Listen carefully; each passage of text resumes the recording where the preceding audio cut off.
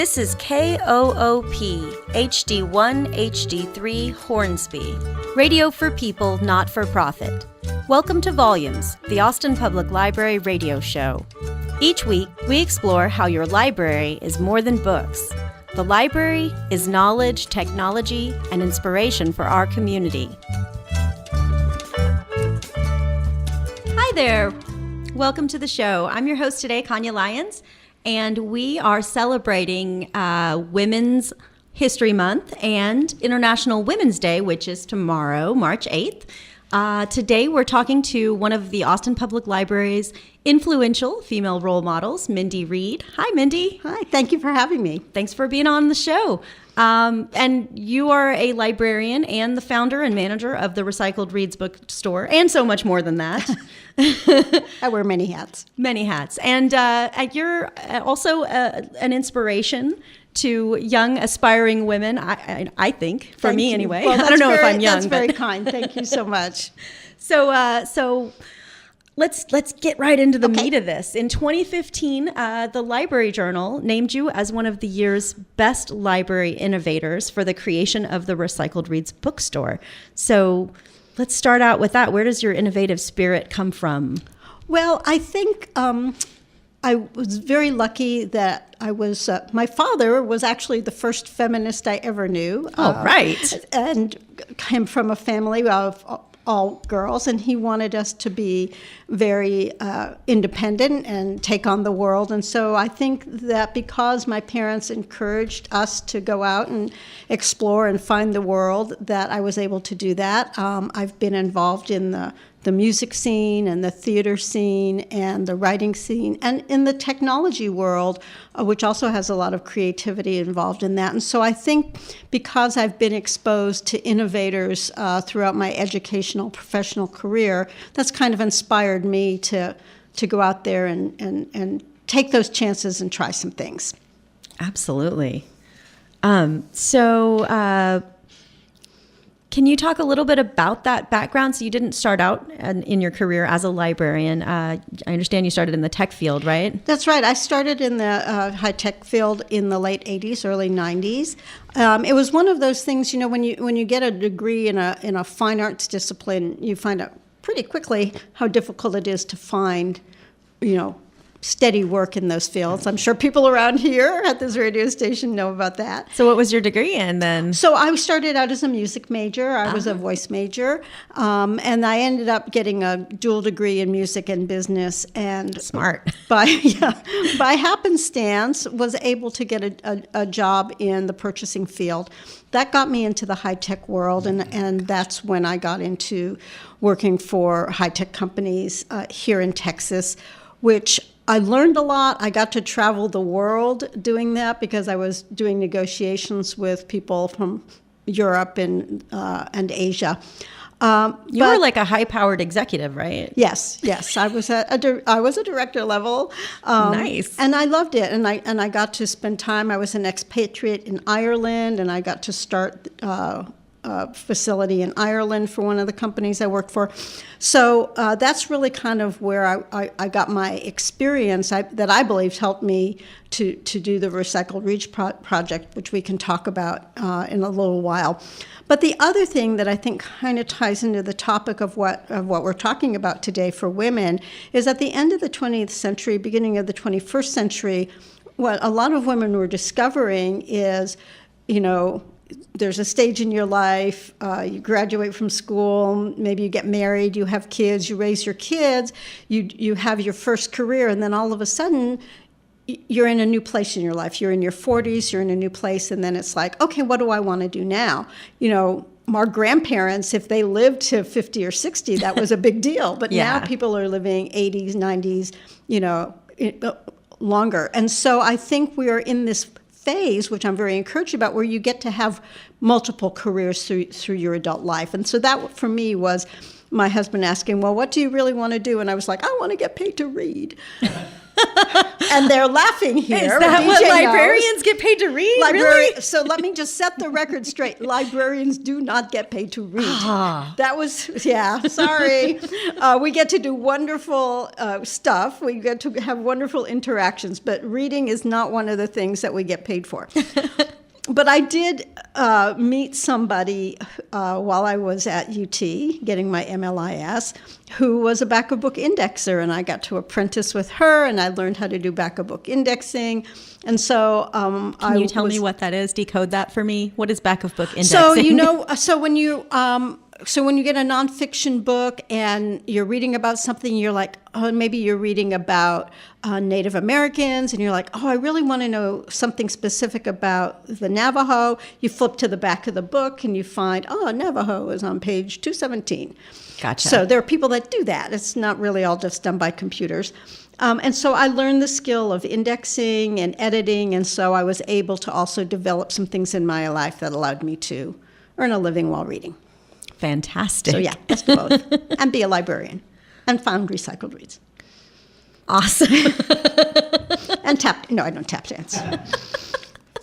So, as some folks may be aware, librarianship these days is a fairly female-dominated field compared to tech especially. Exactly. Which is very male-dominated. So with that in mind and having had your foot in both worlds, how do you think that libraries can help women and girls become more involved in these fields like technology where they aren't as well represented? Well, I think first of all, for me, I know a lot of people are shocked to find out as a librarian that I am absolutely in love with my e-reader and that I do most of my reading on an e-reader. And so I think part of it is just embracing the tools and being open to the tools and what the tools can do for us. And I think that if we have a way of showing that there's many different containers in which we share information, and being aware of those containers can help us provide the information to our customer base. And so, hello. So that is what I think that maybe you might want to focus on. I have a great example, if I may. Mm-hmm. Yeah. When I was working at one of the branch libraries a while back, and I was just kind of filling in. And so some of the staff told me, oh, our older customers, they only want books and they only want the large print. And what I discovered as people were getting e-readers for Mother's Day and Christmas and other holidays and whatnot, they were loving these things. They just wanted to learn how to use them. So I think the willingness to be able to provide technology to everyone in the community is a great way to kind of launch yourself in that career. That is a great answer. Thank you. Willingness to use technology, not being afraid of it. Don't be afraid of it. Put your hands on it, touch it. Awesome. Well, we are going to get a lot more into this and your career. But we're in just a minute about to play a short audio clip.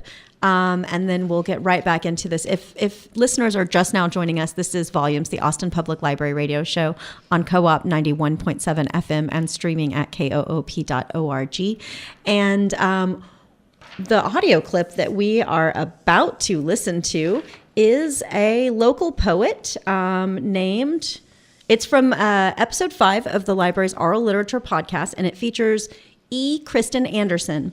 Kristen is a poet, a Prince fan, a Starbucks connoisseur, and a glitter enthusiast living in Austin, Texas.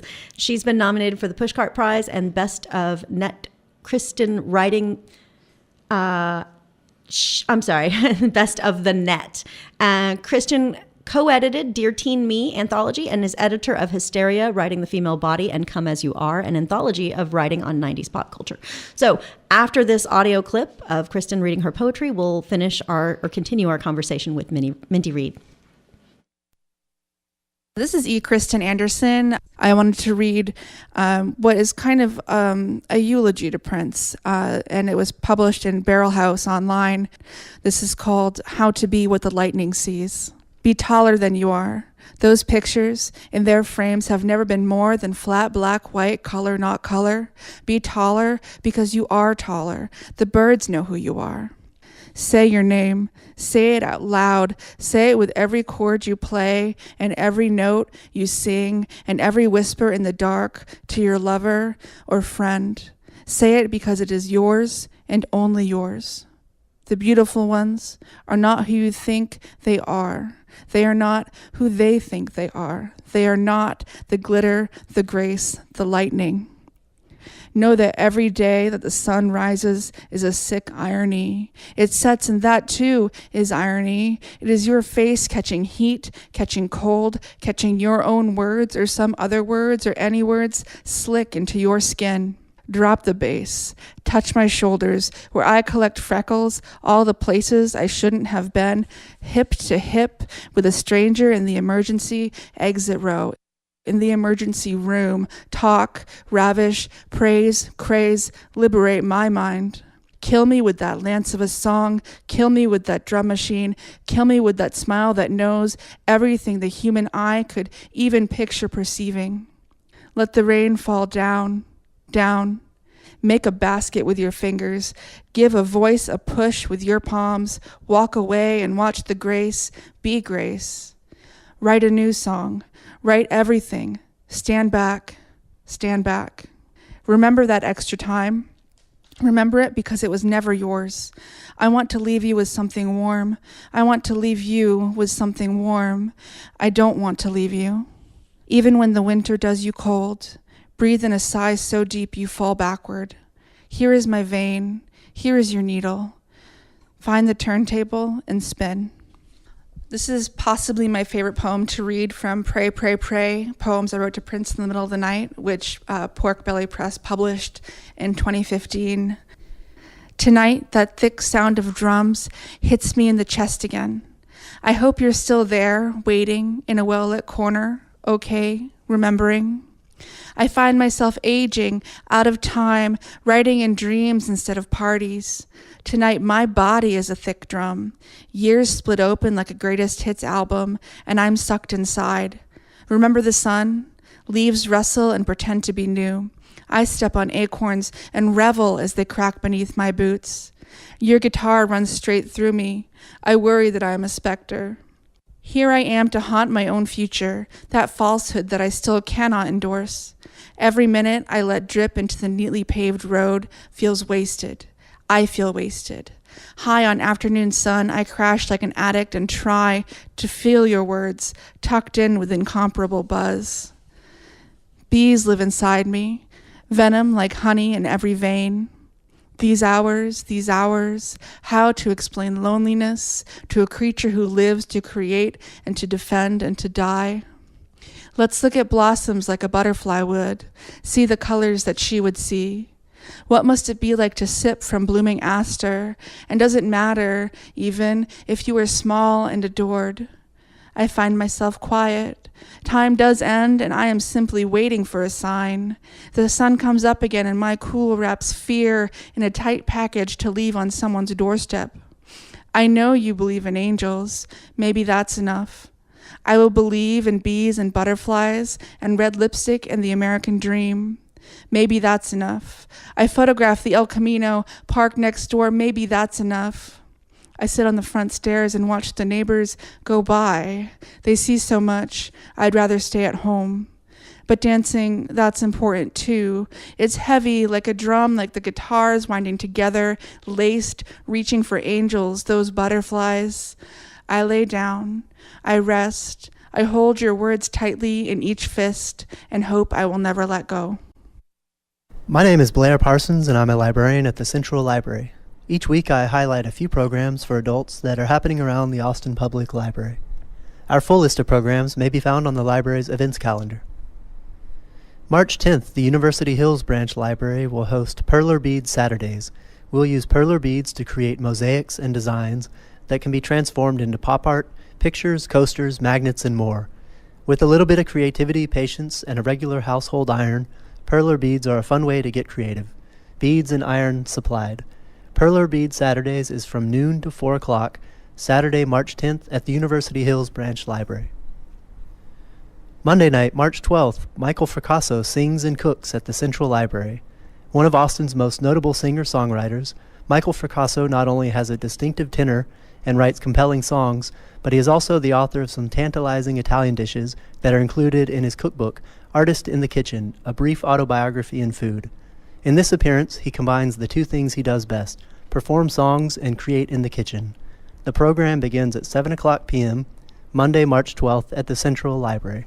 Hey there, Austin. Teen Program Specialist Michael Harley from the Downtown Central Library here. The Central Library is ready for spring break. At Central, we're filling the week with special events for Teen Tech Week. We've got all kinds of activities for everyone, from aspiring techies to pros. On Sunday, March 11th at 2 p.m., we kick things off with the Robot Petting Zoo. Teens can interact firsthand with the latest robotic technology, including Sphero, BB-8, Jibo, and more. And on Monday, March 12th at 2 p.m., we're celebrating the upcoming movie release of Ready Player One with a pixel party. Teens can enter the oasis with perler bead pixel art, retro video gaming, life-sized Pac-Man, and Google will be on hand with their cardboard virtual reality. And on Wednesday, March 14th at 1:30 p.m., celebrate Pi Day with both 3.14 and delicious baked goods. More details for Teen Tech Week and additional programs can be found at library.austintexas.gov/events.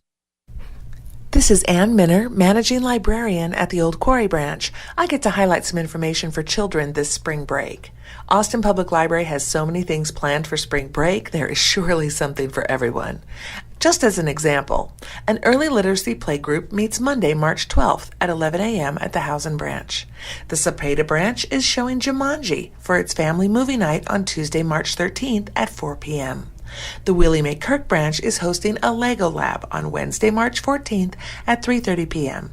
Teen Tech Week continues with Bristlebots at the Carver Branch on Thursday, March 15th at 2:30 p.m. And the Old Quarry Branch is showing Sing as their Friday movie matinee on March 16th at 3:30 p.m.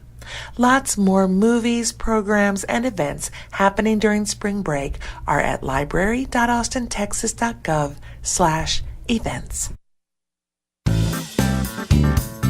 Co-op would like to thank the following restaurants for donating food to sustain our volunteers during our membership drive. Corriente at 621 East 7th Street. Threadgill's Old Number 1, 6416 North Lamar, Austin. Garden Spot, 9415 Burnett Road. Church's Chicken, 1150 Airport Boulevard. Cherrywood Coffee House at 1400 East 38th and a half Street. Counterculture, 2337 East Cesar Chavez. Eastside Pies, 5312 Airport Boulevard, Suite G, Austin. The ABGB, 1305 West Oltorf. Empanadas, 1924 East 38th and a half Street. Thundercloud Subs, 13776 Research Boulevard. Manja Pizza, 12001 Burnett Road, Suite D.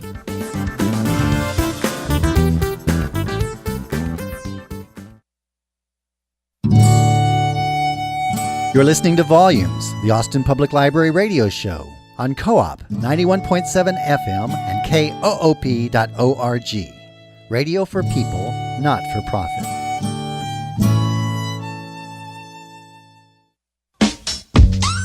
Austin may boast it's the music capital of the world, but there isn't another city outside of Hollywood that loves the movies more, and that's why Lights Camera Austin takes a weekly look at what's happening in the world of film. We'll have interviews with homegrown and out-of-town talent, reviews of the latest releases, and an events guide that will keep you at the cinema 7 nights a week. So don't be a slacker. Please join me, Robert Sims, from 2 to 3 p.m. Thursdays for Lights Camera Austin. And this is Volumes, the Austin Public Library radio show. I'm DJ Harris, and I just want to thank all of Co-op's listeners for supporting us during our recently completed successful membership drive. Thanks for everybody who called in. And now back to Kanya. Thanks, DJ. So today we are talking to Mindy Reed, who, among other things, is the manager of the Recycled Reads bookstore that is a part of the Austin Public Library system. And welcome back, Mindy. Thank you. It's been fun. And we're kind of focusing a little bit on Women's History Month and International Women's Day, which is tomorrow, March 8th. So I read an interview that you did with the Texas Observer where you discuss how social justice is a vital aspect of librarianship. So I was hoping you could talk maybe a little bit about what social justice is and how it relates to the role of public libraries.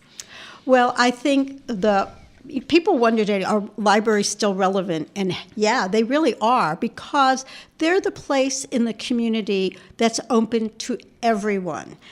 Anyone can come in the door, anyone can participate in a program, anyone can sign up to use computers or other tools that are available. They can attend forums and different discussions that we have. And so I think when it comes to social justice, to have a place in the community that is totally neutral is really at the heart of it, and it's really important, and that everybody can have access to information. That, we talk a lot about the digital divide, but what we're really talking about is access to information. And so as long as we have an environment where people can get what they need, what they're looking for through librarians and through librarianship, then social justice endures. And I think that's very important. And I think social justice also ties into our responsibility to the environment, which is a big part of what Recycled Reads does, but it's a big part of what libraries do. The fact that you can reuse this book, this CD, this DVD over and over again and make it available to people no matter what part of town they're in, again, to me, that speaks of the social justice of having an operation like the library. Absolutely. Libraries kind of level the playing field. They give do. Everyone equal access to information and resources. Yeah.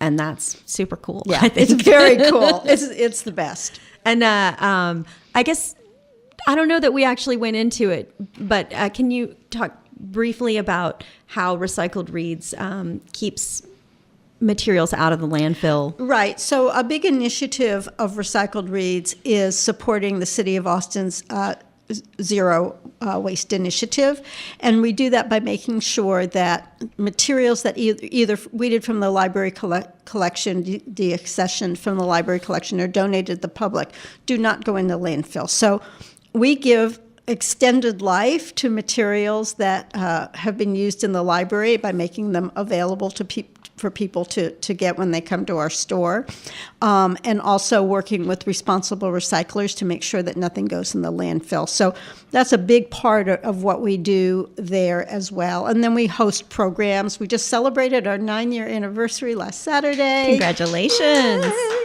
And so we're almost a decade 9 years old. of keeping books out of landfills. That's right. That's fantastic. The tonnage numbers are through the roof. But we have experts, people that from other disciplines that come in, and we did a great reuse program on how to use old T-shirts and boxes to make dog beds and cat beds, and it was a big hit.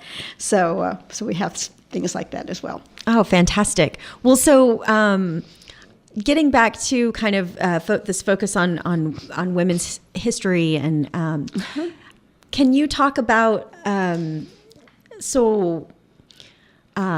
sorry, I'm losing my train of thought here. Let me tell you about an Austin influence, or I should say a Central Texas influence. We talked a little bit about my career change from high-tech to librarianship. And I wanted to talk a little bit about somebody who I really respect, whose books are in the library, and that's Susan Whitting Albert. If you're not familiar with her, she writes the China Bales Mystery series, and she writes other series as well. And about the time that I was trying to make the decision of the career change in my life, I got my hands on a book that she wrote called A Work of Her Own, H-E-R, and it had wonderful examples of women in all different disciplines who decided to make career changes. And she was inspired by this because she was a very well-known academic who decided that what she really wanted to do was leave academia and move to the hill country and write books and raise herbs, which she successfully did. And she was such a wonderful influence on me. I don't even think she knows the impact that she had on my life. Soon after that, she started the Story Circle Network, which again is another wonderful resource for women who are interested in journaling and writing their memoirs and really encouraging women to tell their stories. So she's a Central Texas gal. She really walks the walk, and so she's just somebody that I really respect and want to make sure gets a shout out for how she influenced me. Do you mind repeating her name one last time? Yes, her name is Susan, Susan Wittig, Wittig, Albert, Albert. Best known for the China Bales mystery series. She's got the Darling Dahlia series that's out now. And she and her husband also write Victorian romances under the name Robin Page. So I'm going to go look her up yeah, after this. she's a fabulous gal. And I think she did a re-release and an update of the book I mentioned, a work of her own. Fantastic. So that answers the question that I was going to ask you, which is, can you recommend materials? Thank you. And then I heard that one of your favorite authors is Barbara Kingsolver. Yes. Can you talk to me, like, what is it about her writing and her career that inspires you? So the thing that I just appreciate so much about Barbara Kingsolver, having dabbled in writing myself, is that if you start with her early books, such as Bean Trees and Pigs in Heaven, you really see the emergence of a new writer, somebody who's really learning and developing her craft. And over the years, as each subsequent book comes out, whether it be The Lacuna or whether it be Poisonwood Bible or Flight Behavior, the writing just gets better and better and better, and the storytelling just gets better and better and better, and women are a big focus in her books. And the other thing that she surprised me about, I do a lot of audiobooks. I know a lot of people, it's hard to read. But if you're stuck in Austin traffic, and who isn't these days, having an audiobook is great. And I was listening to Flight Behavior a while back, and I was like, oh my gosh, this is so good. And I'm really into the story. She narrated the book herself, and it was just magic because, a lot of authors can't do that. So again, she's a great example to me of a woman who, again, came from a science career, who is now in a literary career, and whose characters really elevate the role of women in society. Yes, absolutely. I actually, of the books that you listed of hers, I've sadly only read one of them. I read the Poisonwood Bible and devoured it. It's such a great story. Yeah. And now you're re-instigating my interest. You're going to love The Lacuna. The Lacuna? Anybody who's into Frida Kahlo. Nice. Read The Lacuna. I'll have to go check that out. Yeah. Thank you so much. Well, I guess we're basically out of time, but I just really appreciate you coming and sharing a little bit of the wealth of your knowledge. Thank you. We'll have to have you back on the show again to talk more about. It would be my pleasure. I'm always glad to talk about the library and librarianship, and hope that people learned a little something about Austin Public Library today. Thanks so much, Mindy. So details about this show are online at library.austintexas.gov/volumes. That's where we list our upcoming shows. That's where we have a link on that page called Recommended on the Air, where we put all of the books that we talk about on this show on there if people are interested. And we want to thank, of course, Mindy Reed for coming today, and our hardworking volunteers, Federico Pacheco and Dana Williams. And stay tuned to 91.7 FM and KOOP.org for rock and roll pest control, high octane rock, metal, and punk. Thanks for listening to Volumes, the Austin Public Library radio show. Special thanks to our producer, DJ Harris, and to the musicians who composed and performed our original theme song, Andrew Noble on violin, Kirk Duvall on guitar, and Mike Wheat on percussion. And thanks to you, our listeners. Volumes, the Austin Public Library radio show, airs Wednesday afternoons at 2:30 on Co-op 91.7 FM and KOOP.org. If you catch us mid-show, full episodes and other details can be found at library.austintexas.gov/volumes.